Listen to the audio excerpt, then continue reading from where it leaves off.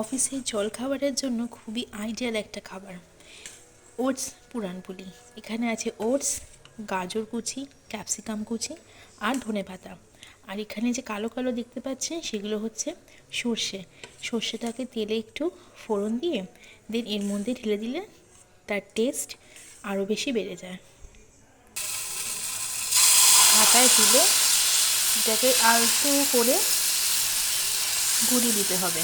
Size খুব একটা বড় হবে না, এরকম ছোটই থাকবে।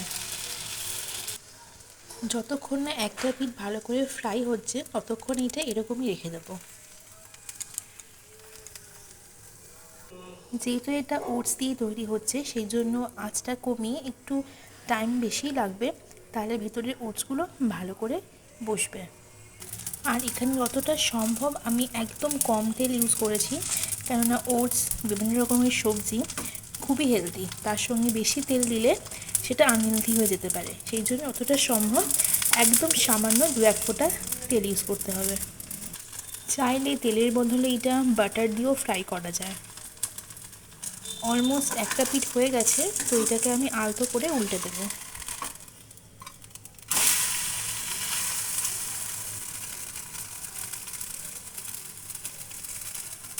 বাস এইভাবেই আমাদের গরম গরম ওটসের পুরানপুলি রেডি টু সার্ভ।